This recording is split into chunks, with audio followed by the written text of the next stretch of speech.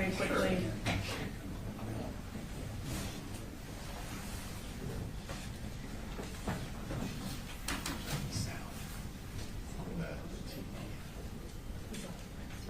I think it's on. It's on ours. It says please wait. Oh, it's on your team.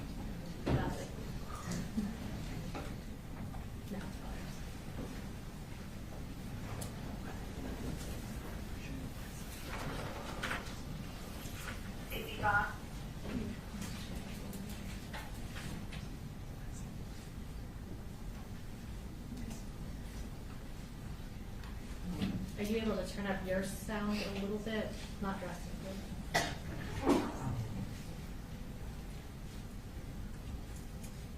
Yvonne, you okay? Is that where you want it? That works, Your Honor. Okay. Y'all ready for the jury? Your Honor, we do have one thing to take outside the presence of the jury.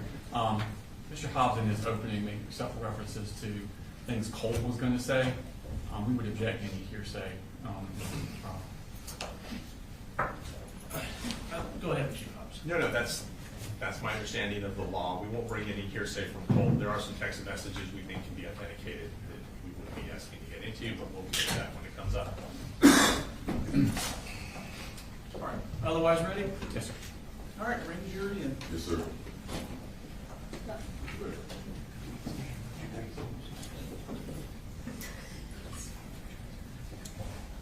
All right, I'm gonna black out the TV until you tell me. Okay.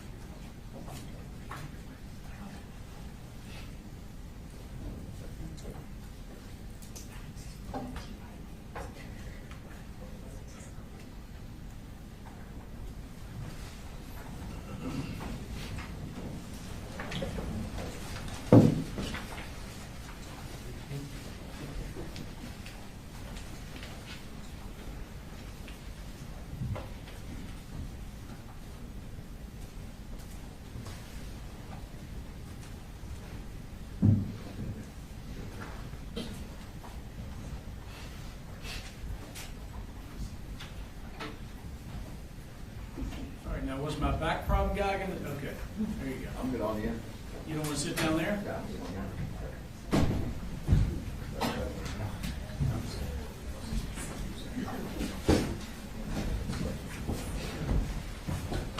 Y'all be seated in the audience.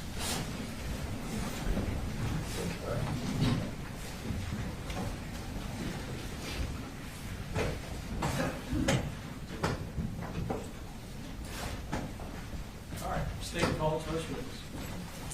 The state calls Lieutenant Barry Chandler.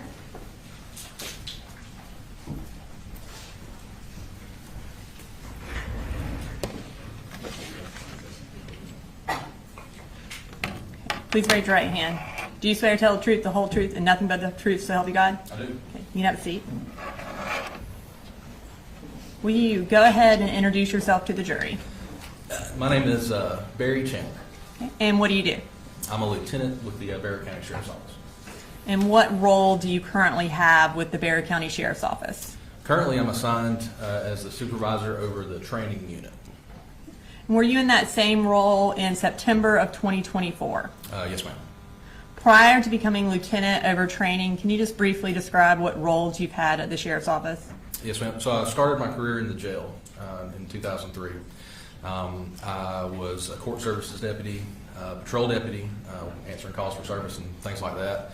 I was a school resource officer for about 6 years, and then prior to being promoted to lieutenant, I was an investigator for 7 years. I worked 6 years in crimes against persons. So in your capacity as a school resource officer, did you become familiar with the various schools in Barrow County? Yes, ma'am. And what different high schools are there in Barrow County? We have Barrow High School, Apalachee High School, and the Barrow Arts and Science Academy, BASA. And where is Apalachee High School located? Off of Heyman Morris Road. And obviously, is that in Barrow County? Yes, ma'am, in Barrow County. And approximately how many students go to Apalachee High School? Around 2,000. In your capacity as the lieutenant over training, did you coordinate any trainings related to active shooters in 2024? Yes, ma'am. And when and where did you do that? We did several in 2024. We started off at Old County Line Elementary School. We worked at CFIT, which is the Center for Innovative Teaching. And it all sort of culminated at Russell Middle School on March 14th of 2024.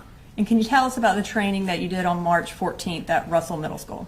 Yes, ma'am. So generally, active shooter training is designed for us to teach our deputies and law enforcement to rapidly enter a structure, to immediately find the person that is shooting and then stop them from shooting. So the training that we did prior to the March 14th drill at Russell was very focused on that. We also included implementing what are called rescue task forces. So rescue task forces are members from fire and EMS who can get into the school quickly, and with security provided by law enforcement, they can start rendering aid to victims. So that was our big push, and the March 14th drill specifically was designed to do it was what we refer to as a full-scale exercise, meaning we had many representatives from almost every public safety agency in the county. The Sheriff's Office participated, the Winder Police Department, Barrow County Fire and EMS, Winder Fire Department, the school systems, our 911 Center, GEMA had a representative, the Georgia Emergency Management Agency. So we had a lot of folks that came together because our goal with the full-scale exercise was to make something as realistic as we could, to give our deputies the ability to respond to the most real-life environment they could. The school system was great. They included, they had teachers that were there that volunteered. The administrators were there. We used cadets, explorers from the Sheriff's Office and the Fire Department as role players. But we tried to make it real, essentially, was what we tried to do. And what was the purpose of having a training that included fire and EMS as well as law enforcement? The purpose ended up being sort of our motto over the course of that training and honestly since. And the purpose was to stop the killing and stop the dying. That's the two goals that we have when we respond to active shooters. Stop the killing, meaning stop the shooter from actively killing people, and then stop the dying. We have to render aid and help people that have been injured. Now I'm going to draw your attention to September 4th of 2024. What were you doing that day? That morning, I was at our gun range. I was helping an independent film crew set up some things out there. As part of your role as lieutenant over training, are you also in charge of the gun range? Yes, ma'am. Okay. While you were at the gun range, did you receive any notification that there was an emergency at Apalachee High School? Yes, ma'am, I did. And how did you receive that notification? Through the Centix alert system. It's an app that's on our cell phones. When was Centix implemented? So it was implemented in early 2024. The school system had it implemented in the schools, in the buildings, because it's software, but it also, there are connections that had to be made inside the building to give like alerts, red flashing lights, connections to the intercoms, things like that. So the school system had Centix in April. Centix was connected to our 911 center over the summer, and then by August, we at the Sheriff's Office all had access to the app. Can you just kind of describe for the jury how that system works? Sure. So Centix, again, it's a system that essentially initiates and alerts law enforcement and fire and EMS as well of any emergency at a school. So, for example, when the Centix button is pressed, it puts the school into hard lockdown. So exterior doors are locked. That lets the teachers know that they need to get into their classrooms, make sure the doors are locked, and that their lights are turned off and the kids are hidden out of sight. So that's essentially what it does. it does that, and then it lets the teachers know, hey, you need to go into hard lockdown. All of the smart screens that are in the classrooms, whatever they're doing on those, they're taking over, and then the warning flashes on the screen that they're in hard lockdown, and there's an audible tone that goes throughout the school, and like I said, red flashing lights. As far as Centix, how many times does someone have to push the button for it to go into hard lockdown? 8 presses, 8 rapid presses in order for Centix to go into hard lockdown. So does that ensure there aren't any accidental presses that ultimately end in? Generally, yeah. It is a heavier number. We still have the occasional, accidental activation, but having a number like 8 presses makes it a little less common, I guess. And Your Honor, may I approach the witness? Yes, ma'am. I'm going to show you. I assume. Yes, sir. I'm going to show you what State's Exhibit 1. Do you recognize that? Yes, ma'am. And what do you recognize that as? This is it's basically a screenshot of Apalachee High School. It's an overview, but it's from the Centix app. Okay. And is it a fair and accurate copy of the overview of Apalachee from the Centix app? Yes, ma'am. Your Honor, at this time I'd like to introduce an evidence, State's Exhibit 1. Mr. Hobbs or Mr. Berry? No objection, I assume they're demonstrative, Your Honor, and won't go back to the jury. I think that's something we can discuss later. All right. I'll admit it into evidence as one, and we'll decide later whether it goes out. Okay. We could display that. Can we have access, Your Honor? Sorry. It's okay.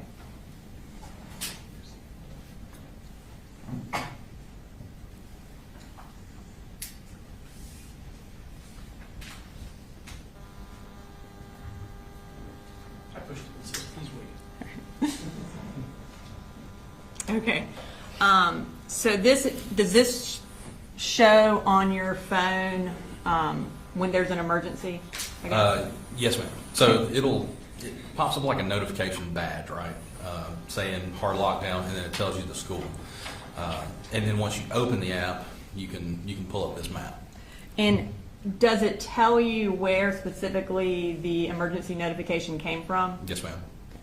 So kind of going back to September 4th of 2024, when you pulled up this screen, what did you see? So initially, when I heard the alert was going off on my phone, I looked at it, and then I didn't immediately go to this screen because we had several alerts coming out. Earlier that morning, we'd actually had a test that was done at Bethlehem Elementary. So we got the same alert, the alert that there was a hard lockdown, and then they came over the radio and said, hey, it was just a test. So initially, I look at it and then was like, I wonder if they're having a test in Apalachee.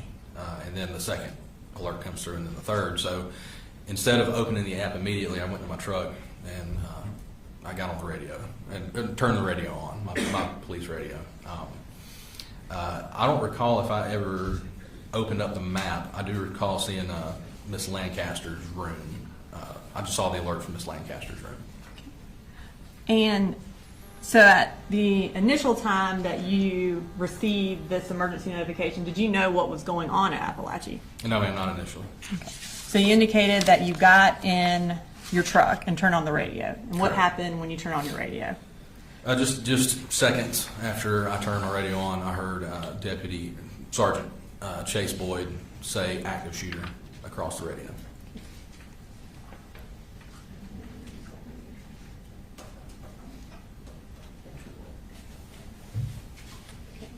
I have in my hand State Exhibit 2.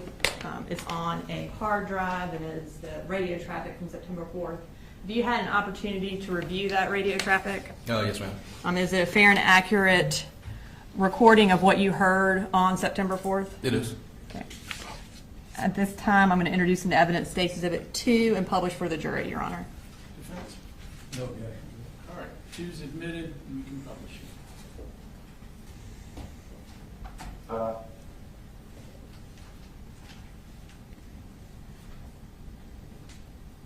Safety Bond, you have traffic. Sure.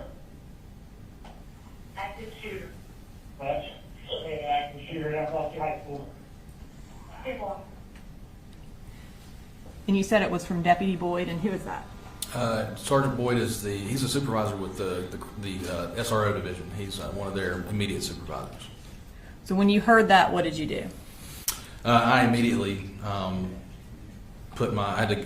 so being at the range and being in our ammunition house, I didn't have my standard uniform on, so I threw on my gun, jumped in my truck, and I went to Apalachee as fast as I could. About how far from Apalachee were you? Close to 5 miles. Do you remember approximately what time you arrived? Around 10:30. And I'm going to show you what's been marked to say exhibits 3.1, 3.2, and 3.3. Okay. Do you recognize those? Yes, ma'am. And what do you recognize those as? They're overviews of Apalachee High School. They show rooms, room numbers, so essentially school maps. Okay. And just for the record, is 3.1 a full map of the high school? Yes, ma'am. Okay. And is 3.2 a partial map of the high school? Yes, ma'am, it is. Okay. And I'm going to have you look over to your left. Okay. Is that also 3.2 right there? Yes, ma'am. Okay. And then is 3.3 an overview, like a street view from Google Maps? Yes, ma'am, it is. Okay.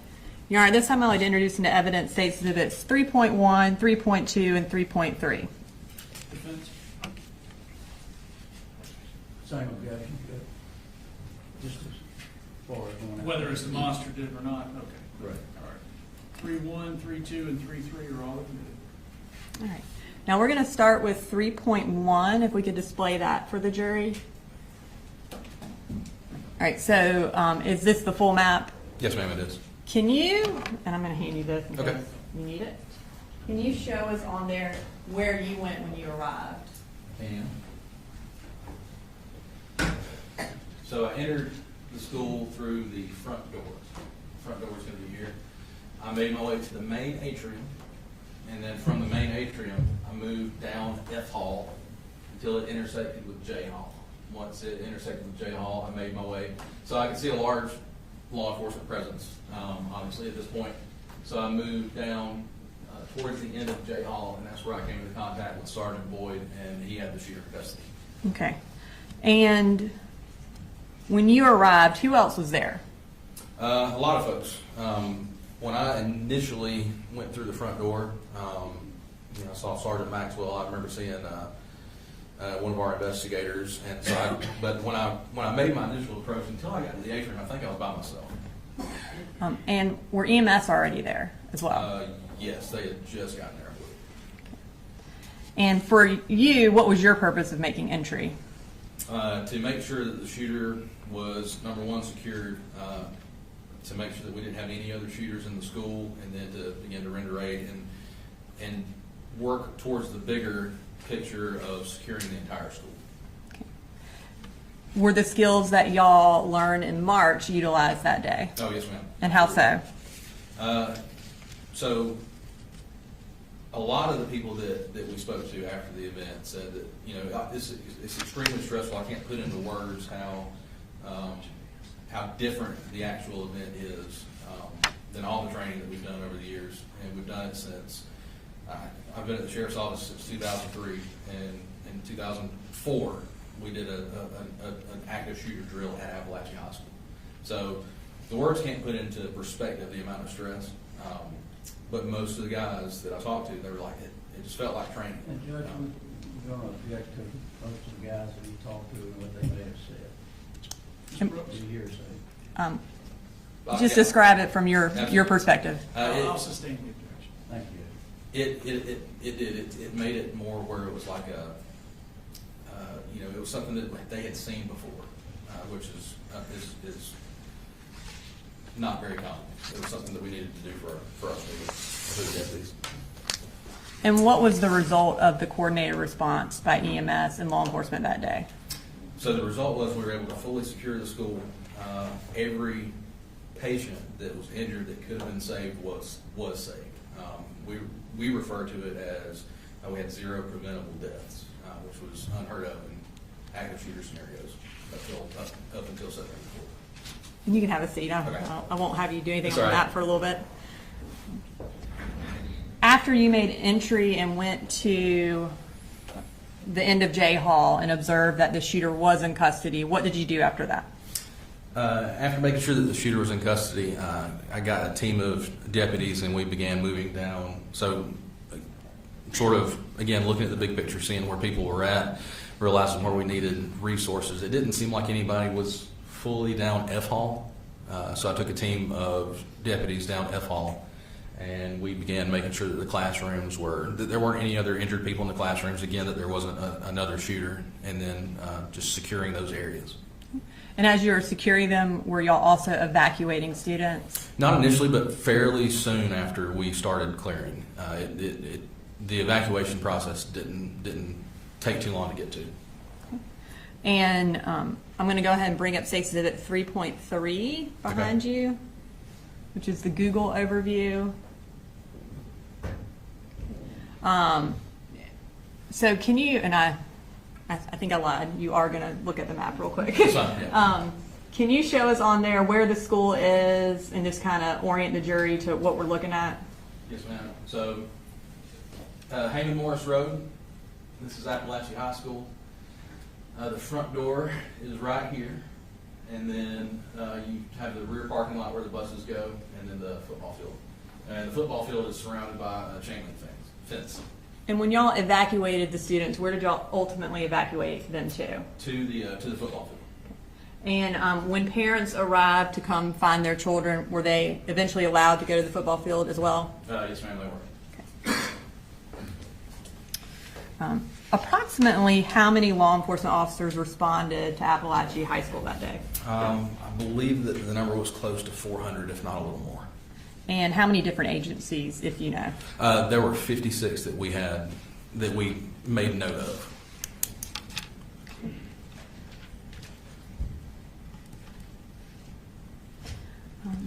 I'm going to go back to when you were in the school. Did you observe any dust-like substance present in the school when you were clearing it?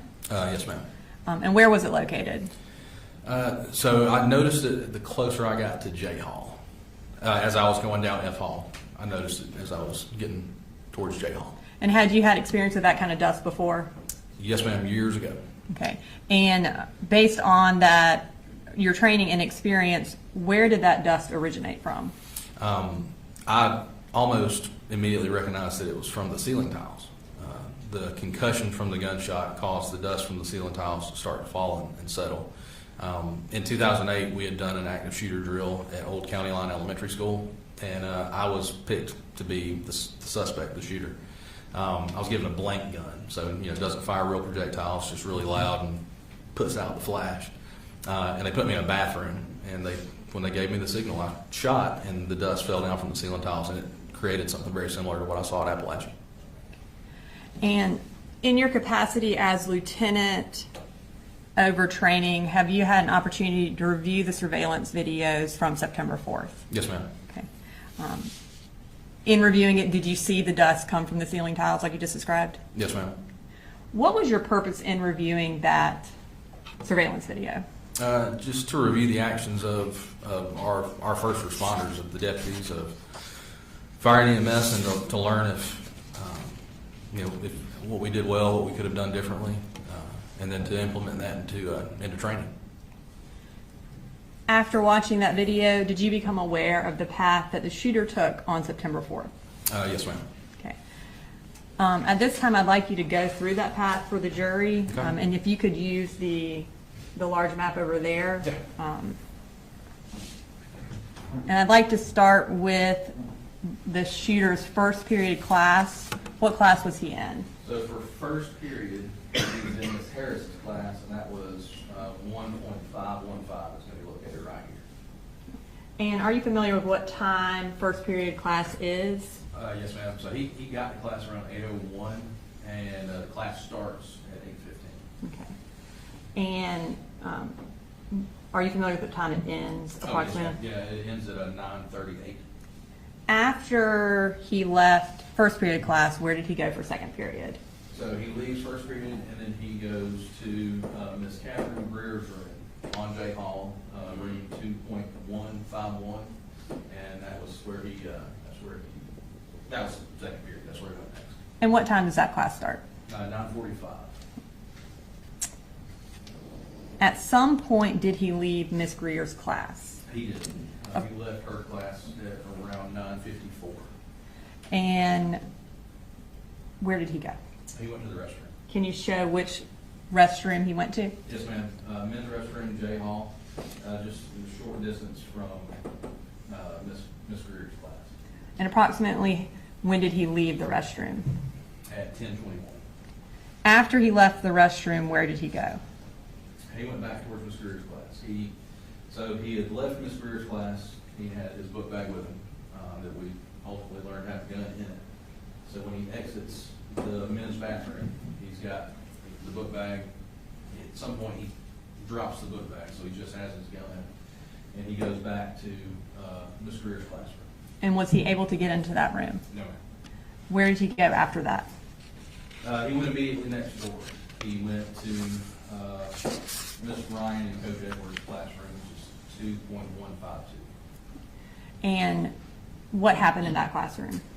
The door to that classroom was open, slightly open, just a little bit, and he began firing numerous rounds into that classroom. And was anyone injured or killed in that classroom? Yes, ma'am. Several students were injured. Christian Angulo was killed in that classroom. After he left Miss Ryan's classroom, where did he go? So after he shot here, thankfully, as unfortunately as Christian was, after Christian had been shot, he used his foot to close the door. So he restricted access to the shooter after that. The shooter moved back down the hall towards the restrooms that he had come from. And he ultimately got to this intersection as he's moving down the hall in room 2.145, Miss Irmy. She was in that room, Christina Irmy. She opened the door to see what was going on. She looked out briefly, and he shot her. And did she survive? No, ma'am, she didn't. After he shot Miss Irmy, what did he do? So after he shot Miss Irmy, he kept moving. He was continuing to move. He got to the intersection here of State Hall and J Hall. And while he was here, he saw Coach Aspinwall and Coach Phoenix, Ricky Aspinwall and David Phoenix, left their classrooms, which are two doors side by side, so they leave pretty much at the same time. And as soon as the shooter sees them coming out of those classrooms, as they're in the hall, he shoots them numerous times. Coach Aspinwall was killed, and Mr. Phoenix was hurt pretty bad. And then after that, where does he go? Continue moving down J Hall. The shooter gets to this area here, Jay and I, about the time that Mason Tremorhorn comes out of the bathroom. He sees Mason, he aims his rifle, he shoots several times, and he ultimately kills Mason. And then what happened? After he shoots Mason, he turns and aims down K Hall at a student that was quickly trying to run away from him. He was trying to run so fast that he was falling over himself.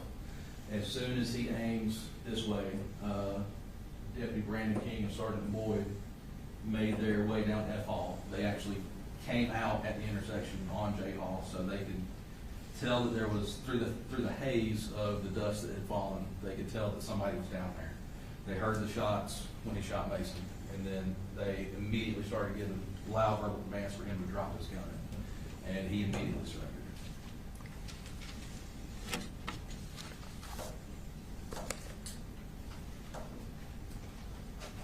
All right, Lieutenant Chandler, I don't have any further questions for you right now. Cross.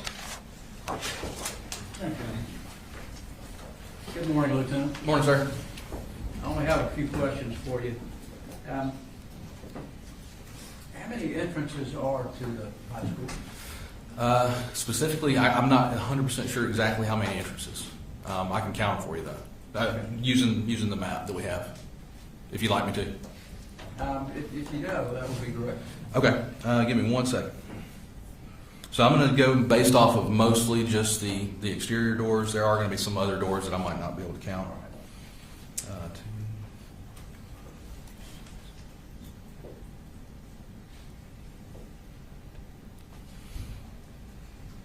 I would say upwards of, I'd say, a little more than 15 exterior doors. Okay. And are all of those doors secured when the kids first come in? Yes, So sir. other people can't get in from other places? Correct, they're supposed to be, yes, sir. So all the students have to go in through the front? No, sir, not necessarily through the front. So basically, I think that the way they have it set up is car riders will go through the front, and then the bus riders will go through the back side of the school. Okay, so you got actually two entrances? Two main entrances, yes, sir. And the entrance that Colt made would be from the bus? Correct, yes, sir. And do you know what time that bus arrived? Slightly before 8. Okay. You know how many children were on that bus with him? No, sir, I don't. I assume you didn't take possession of any evidence at all, right? No, sir. My role after the initial response was that I did supplement CID's efforts, but I didn't specifically collect evidence. Okay. Nothing further. Thank Thank you, you. Judge. Based on crossing, you agree with that? No, Your Honor. May Lieutenant Chandler be excused? Yes, ma'am. All right, thank you, sir. Yes, sir. Thanks. State crossing. Is the next witness a long one? We may break for lunch before cross, if so. Maybe about 20 minutes. Okay. Go ahead. The state calls Dr. Matt Thompson.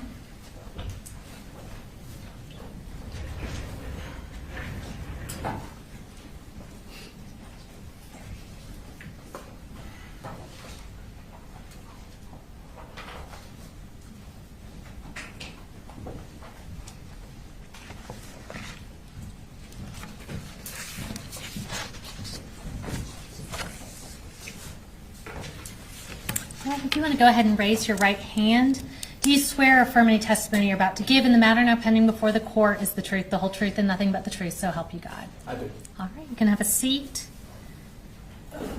And if you will start by just introducing yourself to the jury, and you can go ahead and tell us where you're employed. My name is Matt Thompson. I'm the Deputy Superintendent for the Barrow County School System.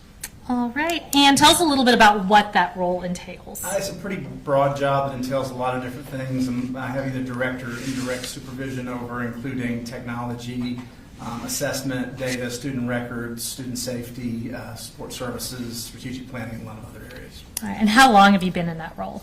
For this particular role, 4 years. Okay. As part of that role, do you have access to the surveillance system for the Barrow County school system? I do. And does that specifically include surveillance video for Apalachee High School? Yes, ma'am, it does. Tell us a little bit about the surveillance system that Apalachee High School has. System-wide, we have about 2,800 school and classroom cameras and about 800 bus cameras, about 4 per bus. For Apalachee specifically, we have 241 cameras spread out through the external parts of the school into the corridors, hallways, and including classroom cameras, and then they have however many buses delivered there on a given day. We have 4 cameras per bus. Okay, and approximately how long has this surveillance system been in place? We went with the particular server model that we're using in around 2015, so a little more than 10 years. And does that record 24/7? It depends on the camera. The classroom and hallway cameras record continuously 6 a.m. through 6 p.m., and then they have a mechanism that if there's a sensor that detects motion, it will start recording it at a given point. The external security cameras and some of the key entrances record 24/7, and then the bus video records as long as the bus is actually cranked and engaged. It records continuously. Gotcha. And do any of these videos have sound? The bus videos do record sound. Teacher classroom videos do if the teacher chooses to engage it, if they're recording a lesson for their instructional purposes. But unless the teacher turns on the classroom cameras, they do not record sound, and the hallway security videos and the external do not record sound. All right, so are you aware if any of the videos relevant to this case have sound recorded on them? I'm not aware of any that do, Okay. except possibly the bus video. I'm not 100% sure on that. Okay. So the bus could go either way? Bus could, yes. Okay. And we'll start with the school proper, how is the surveillance video stored? So the videos, when they're recording, are feeding data into a server That server is organizing those. You can use our software to kind of query the server. We use a software called Video Insight. You can watch live streams, or you can also watch archived data, but that data feeds into the server room where it's stored for 30 days unless we choose to mark it for non-deletion, at which point it will be retained. Otherwise, it cycles over after 30 days. Okay, and who has access to these videos, to this server? The server room? Yes. That'd be anybody with a master key at the school, which would include school administrators. That would also include maintenance staff, handful of IT staff, and then also a very small number of district staff, including myself. Okay. And how can you yourself access these recordings? We would never really have a reason to go to the server room. We just access those videos through the Video Insight platform, which is an installed app that's on our computers that we use to, we can watch again the live stream, or we can pull video clips out of that, or we can just review archival footage. All right, and so this app on your computers, is it fair to assume that you said a very limited amount of people have access to that? Is that true for that app? School administrators would have their own school. Beyond that, there's a small number of district staff that would have full district access, but it's very small, fewer than 10 in a fairly large district. And is this the same system that's used for the buses in addition to the school system? Buses are slightly different. They don't feed data live into a server. Theirs are recorded on a hard drive on the actual camera. So when we ask to review bus footage, we have to ask that the hard drive be actually pulled out of the camera and delivered. We can request that anytime we need to. Okay.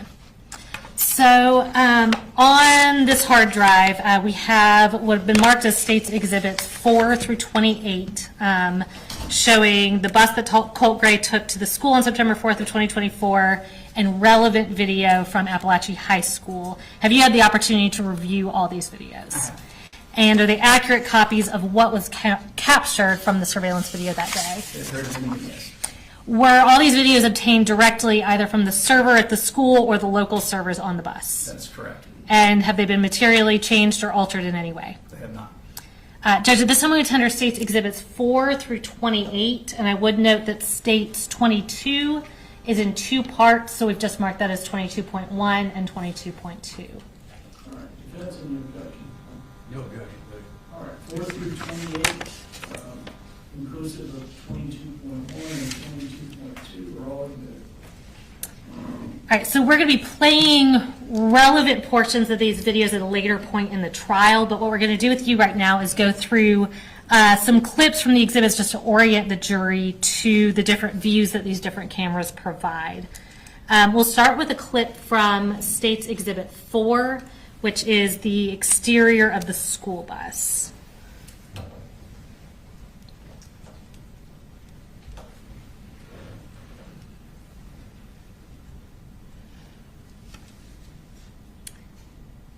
And looking at this video, is that the video that you obtained relevant to this case? It is. Or a clip from it? And One clip, is yes. the timestamp and date accurate on this video? They appear to be accurate, yes. Okay. And where's that camera? I think it's relatively obvious, but where's the camera shooting That, so from? there's 4 cameras per bus. That would be the front-mounted camera that's pointing out the front of the bus. Okay. Moving on to a clip from States Exhibit 5.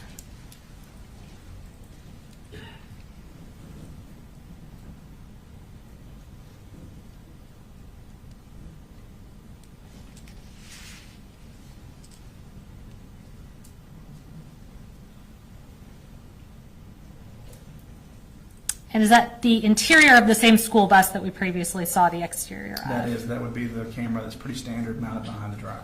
Okay, and once again, is the date and timestamp accurate on that video? It appears to be, yes. All right, now shifting to cameras at the school, we're next going to show a clip from States Exhibit 6.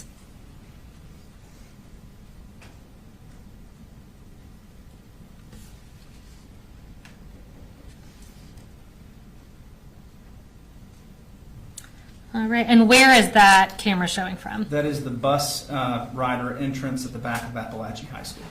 All right, and I see we've got 2 date and timestamps, but they look to be exactly the same. Are those correct in Those these would be videos? correct, yes. Okay. Now, next we're going to jump over to a clip from States Exhibit 16.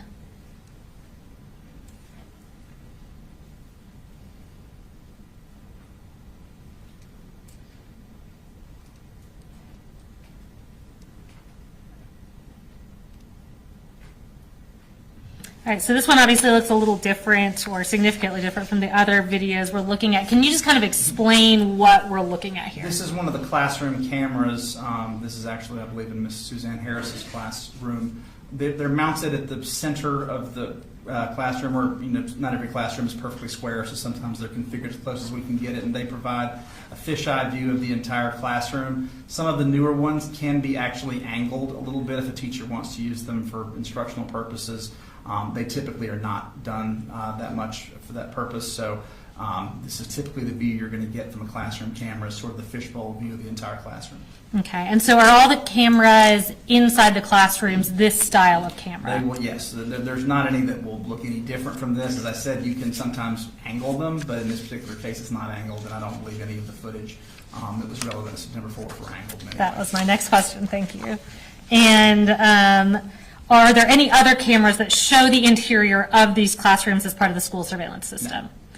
No. Is the date and time stamp on this video correct? It is, yes. And just to kind of further orient the jury, in this video, can you tell us where the entrance to the classroom is? It would be in the upper left-hand corner of the screen, where you can see a sort of brown door. That would be the entrance to the classroom. And this is, like I said, this is a computer classroom, so there's rows of desktop stacks. Okay, so that brown door with the little window on it, right? That would be Okay. it. And next, we're going to pull up State 17 and show a clip from that.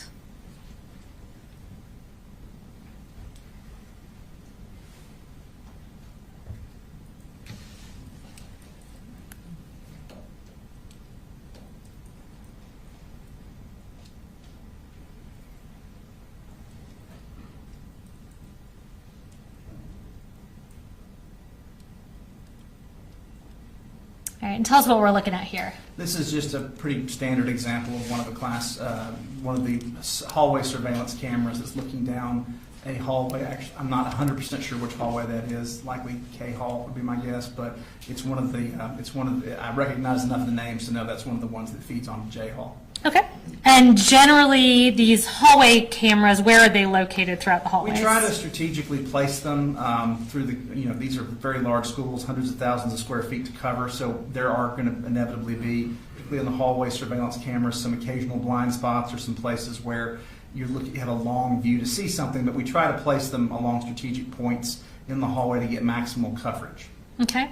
Is every square inch of every hallway covered by a camera? No, ma'am. We unfortunately do have some blind spots occasionally. Okay.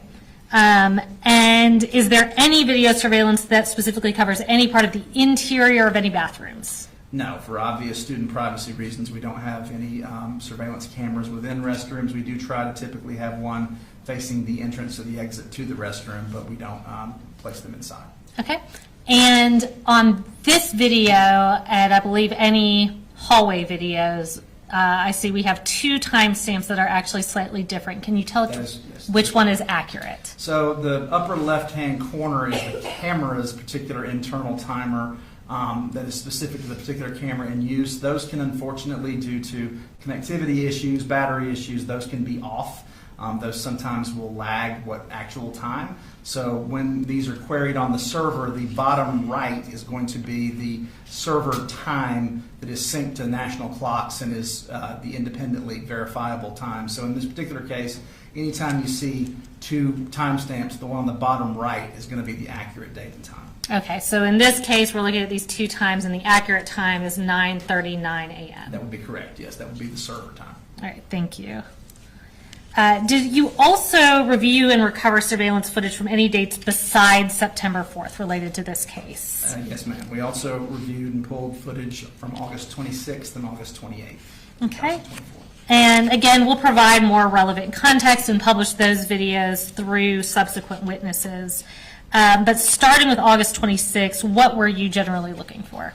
That was the last day Colt attended school prior to September 4th, and we were particularly interested in verifying that he spent the majority of that day in the counseling suite. So in this particular case, we pulled videos related to his first period class, his second period class, and then his moving into the counseling suite for the majority of the rest of the day.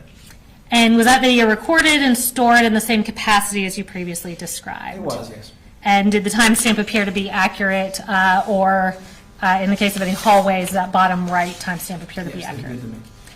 With these videos from that date, did you combine multiple camera recordings of Colt related to him going to the counselor's office? We did. It's a little clunky when you're trying to parse through a server. So Sure. a lot of times we'll create curated like pathway videos through a school. So in this particular case, we pulled sequential clips off of multiple cameras and sort of stitched them together using just very basic video software, just so that you have an unobstructed view of the student moving through the school. And we did that for the August 26th for Colt. Okay, and other than putting those videos from different cameras into one file, were the videos changed or materially altered in any way? They were not. And Judge, again, we'll publish this at a later time, but at this time, we would tender State's Exhibit 29, which is also stored on this hard drive. No objection. All right, 29 admitted. And just to follow up on that a little bit, is there any surveillance video once you enter the counseling wing at Apalachee High School? There isn't actually a unobstructed view of the entrance to the counseling suite. You can get almost there from the where you come off the K Hall, coming down from J Hall. You can see where individuals will turn to go to the counseling suite. You can also see that off of other hallways, but you can't actually see anybody enter the counseling suite. Okay, and was the thought there essentially also for privacy reasons? Yeah, sometimes we've kind of gone back and forth over the years, but as to coverage versus trying to be a little more discreet with students who may have issues and they don't want to be picked up on camera. So in this particular case at Apalachee, we don't have a camera that shows the counseling suite entrance. Okay. And shifting your focus to August 28th, which is the other date you referenced, were you looking for a specific person on that date at Apalachee High School? We were, yes. Okay, and who was that? That would be Colt's grandmother, Miss Deborah. I think I've had her name mispronounced all these years. I think it was Pummelhoose or... Okay, I believe Paul Hamus, Paul Hamus, there we go. but I think we will clarify later. She had visited that day to meet with a counselor to discuss her concerns, so we pulled video showing both her entrance and her exit from Apalachee High School. Okay, and again, did you combine the multiple camera recordings of her on that date into one file? We did. And other than putting them into one file, were they changed or materially altered in any way? They were not altered in any way. All right, and is that the video that we've marked as State's Exhibit 30 and put onto this hard drive, a fair and accurate depiction of what you pulled off those It is. cameras? And Judge, at this time, we would tender State's Exhibit 30 and again play it at a later time. Defense? No objection, Judge. All right, 30 is admitted without objection. Right. Now, lastly, I'm going to show you what has been marked as State's Exhibit 31. And can you just identify what this is? So this is Apalachee's bell schedule for 2024-2025, specifically the fall semester. Apalachee's instructional day is tied into 4 main instructional periods with a shorter advisement period. Okay, and before I make you talk through it twice, what I've handed you fair and accurate? This is Okay. the accurate bell schedule from the fall of 2024. Okay, and Judge, we'd go ahead and tender those as State's Exhibit 31. Defense? No objection. 31 is admitted. All right, and we'll go ahead and pull that up on the screen just so it's a little easier for people to follow. So yeah, if you'll just kind of talk us through what this shows. Sure. So what this is going to be doing is, as I said, there's 4 instructional segments, and there's also an advisement period that is built in on certain days. So in this case, what this is showing is the beginning and ending of each class segment, and then the time students have to traverse to their next class before they would be considered tardy. Okay. And nothing further from me. The defense may have a couple questions for you. All right, Cross? I just have one question. Sir. At that time, Apalachee High School did not have metal detectors, correct? That is correct, sir. All right, thank you. All right, need to be excused? Yes, sir. All right, thank you, sir.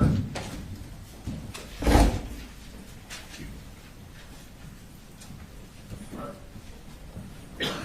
We're going to go ahead and take our lunch break.